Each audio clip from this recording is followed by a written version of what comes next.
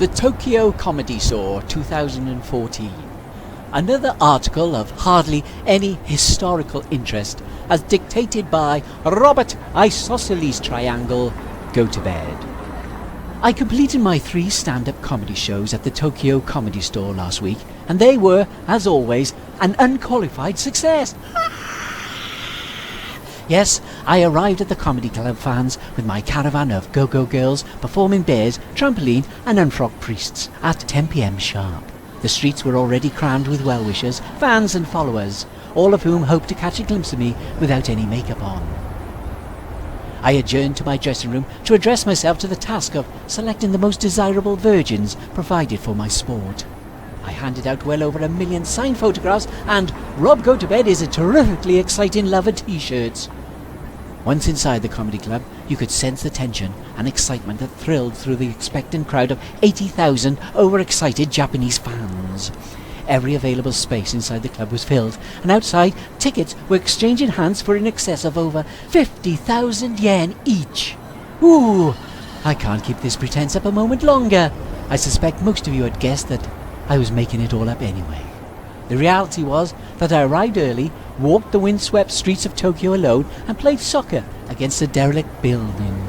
Oh, the loneliness of the long-distance stand-up comedian since my excommunication from my beloved BBC. Anyway, I just want to say thank you to everyone who came to see my shows at the Tokyo Comedy Store. You Japanese guys were fantastic. Thanks for being so incredible and nice. I had an awesome time. Tokyo, the only show where I got 1,500 individual standing ovations. Unfortunately, they were all one at a time, as my audience left mid-show. Strange, but crazy, but kind of, passionate. Anyway, due to audience demand, I will now be closed on Thursday afternoons throughout the rest of 2014. Thanks, Tokyo. Hope to see you again soon. Be seeing you.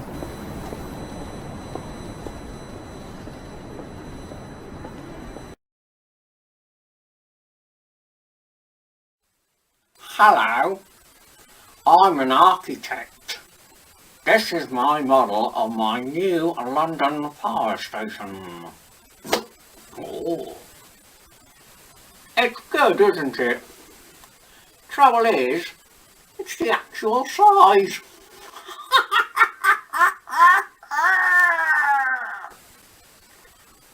I've done a little poo. Hello, my name's Rob Gotobed.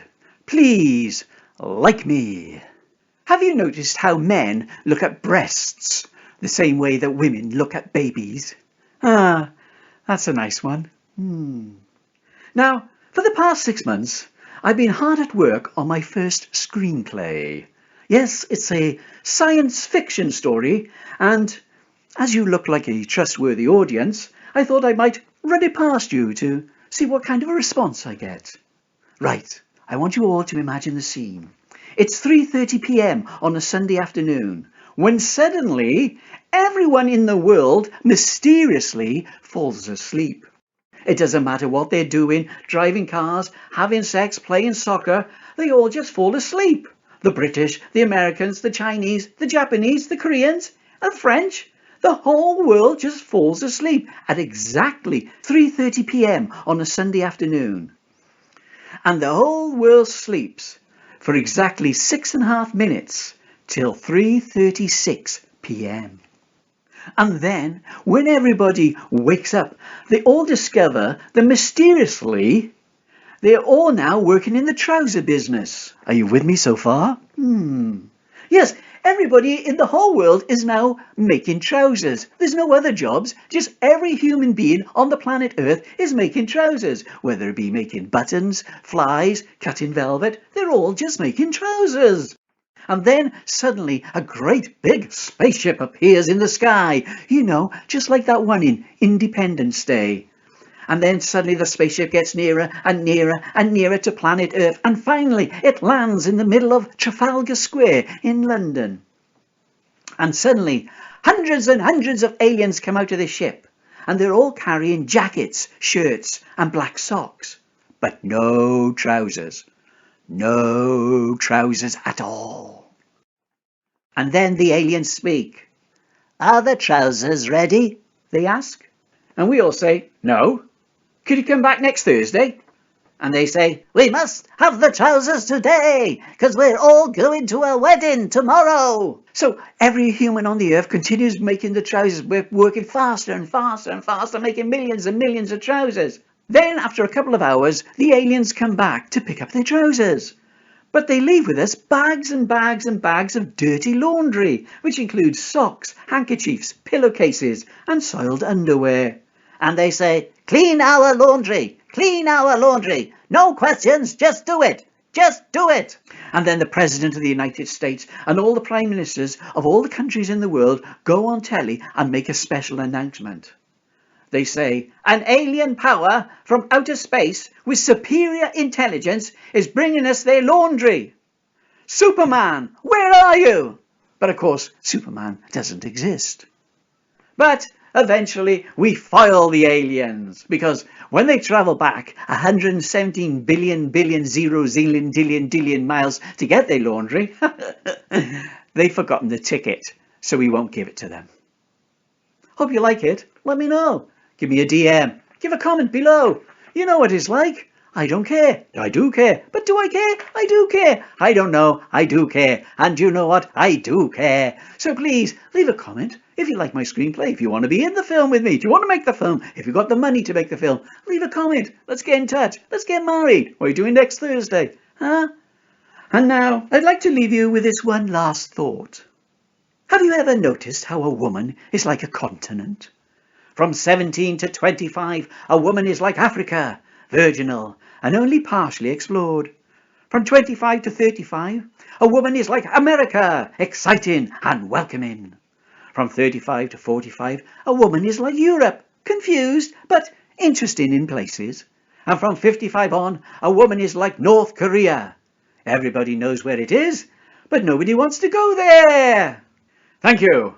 My name's Rob Gotobed. Please like me.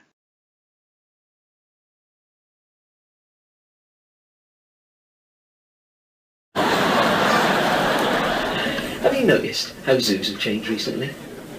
I went to my local zoo the other day. I said to the man, I said, where are all the animals then? He said, I don't know, this is Walmart. So I bought some diapers, in case they ever get a baby. But then when I got to the real zoo, right, I found I'd spent all my money. But just then, as luck would have it, a great big dog came along and bit me quite badly. And its owner gave me $20 not to tell the cops. So in I went, and I said to the zookeeper, I said, what's the most interesting animal you've got to look at? And he said, well, you can try that one over there, because he's extinct. So I had a look. I couldn't see very much. But I did see in the next cage the legendary Mississippi white tiger, which is quite impressive. Because the only thing a Mississippi white tiger ever eats is other Mississippi white tigers. So you don't ever see many of those. And then I saw Gavin Morris. He was in trouble for putting a hummingbird in his mouth. Which wasn't very nice for the hummingbird, because Gavin had just eaten a whole packet of chocolate Oreo cookies. Certainly wasn't humming when Gavin spat him out at lunchtime, I can assure you. Anyway, I digress. Anyway, back at the zoo, I thought I'd better go and have a look at the monkeys. Well, after all, they did evolve from us. I went along to the monkey house. Not much of a house, really. No curtains, front door, anything like that. The monkeys were in. So I was standing there looking at them. And after a while, one of the monkeys started looking at me. And then he said something to all the other monkeys. And then all the monkeys started looking at me. Then they came over to where I was standing. And the chief monkey held out his paw. And he dropped something in my hand. And when I looked down, there was 50 cents. My mum says I've got to write him a thank you letter tomorrow.